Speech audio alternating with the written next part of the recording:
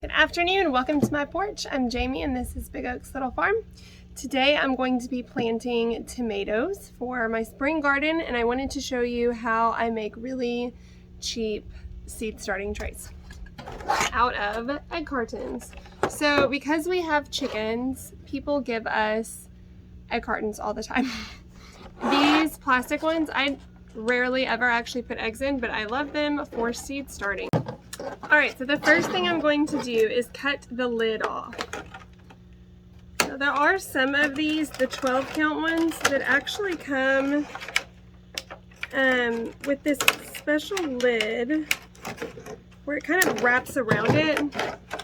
So the lid would like fold out one more time and it wraps all the way around. On those, I would just cut off part of the lid that goes underneath, because what I'm going to end up using this for is to bottom water. So I'll set it down in here, okay? But you need drainage for your plants here. So what I do, I've used a variety of different things, from a crochet needle to a safety pin. Today I'm using a safety pin. So I'm just gonna straighten it out and go through and poke a couple of holes in the bottom of each little cell here. And I've actually done this before with the 12 count ones that have, they basically have a solid piece here and here. And I've left the top part on, and it kind of works like a little greenhouse and a windowsill. But these, I'm going to just poke holes in the bottom, and then I will fill them with the soil that I'm starting in. I go ahead and water it first before I put seeds in. And then I just keep this tray with a little bit of water in it. That way I don't have to water from the top and disturb the soil. So I'm going to get this done real quick, and then I'm going to tell you the different varieties of tomatoes that I'm planting in my garden this year.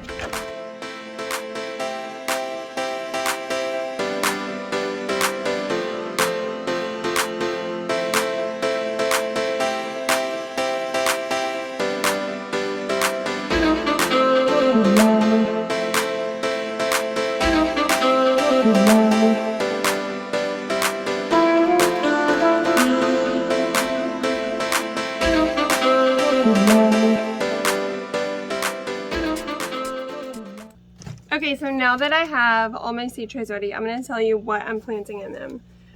First, I just have a plain Jane aroma tomato. I like paste tomatoes because we eat a lot of spaghetti and pizza sauce and that kind of thing, and so that is why I'm planting these. But I'm also planting these Amish paste tomatoes. So the difference between these two is that these are determinate and these are indeterminate. So determinate variety basically just means that there is a determined amount of fruit that it is going to produce. So these, you don't want to pull the suckers off necessarily, more than you have to, just to keep them with having good airflow.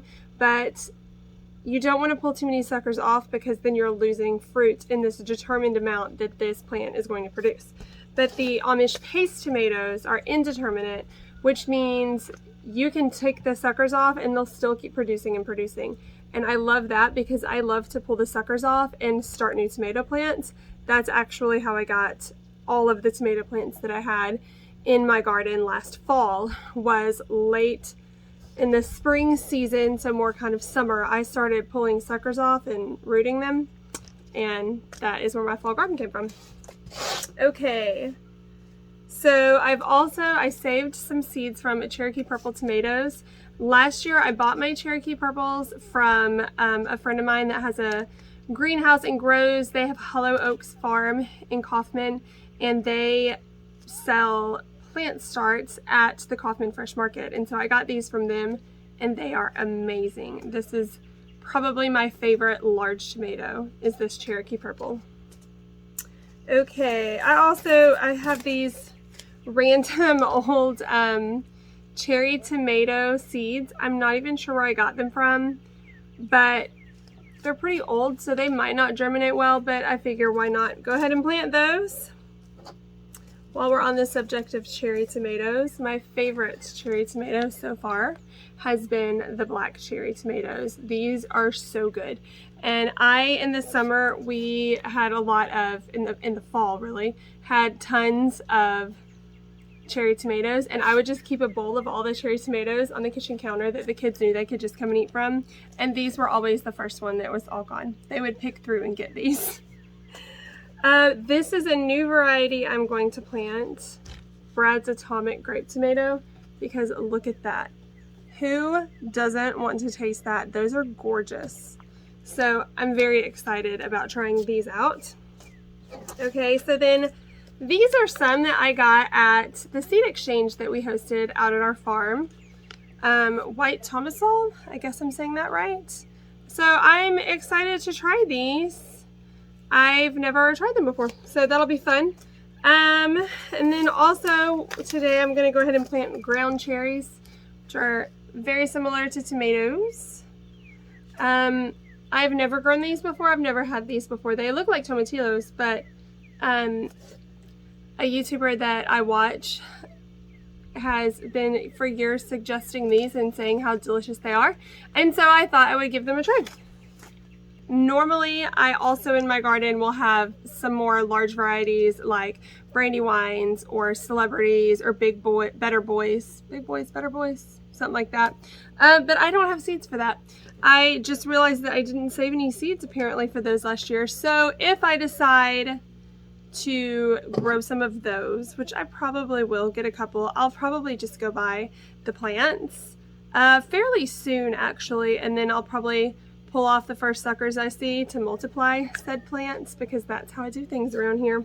All right, so I'm going to get to planting. First, I'm going to water all of these and then plant them in and set them out in the sun for a little bit.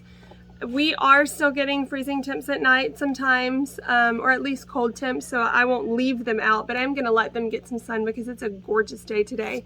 See me in a tank top, and last week we had a snow day. Texas is crazy. I know the weather's been like that in a lot of places, but it's very weird to go from having icy roads where school gets canceled, and then a week later, less than a week later, here we are wearing sleeveless shirts outside. Anyway, I'm gonna get that done and I'll let you see what it all looks like when I'm finished.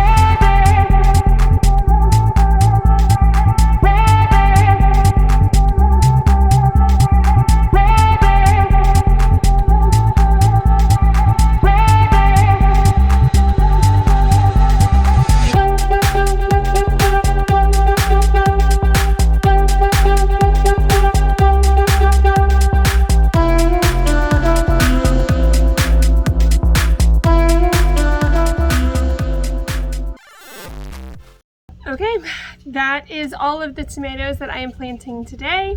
I planted peppers a couple weeks ago. Some of those have sprouted, some have not. Still working on that. I'm missing having my greenhouse, but doing what I can to make it work. Hopefully these will sprout well because we love tomatoes. Thank you guys for hanging out with me today. I hope this was helpful. I hope maybe it gave you an idea on how to make these little homemade seed starting trays. They're very easy to, once the roots are established, just kind of pop them out. So it's worked really well for me, so hopefully that was helpful for you as well. And happy gardening, happy planting, happy homesteading.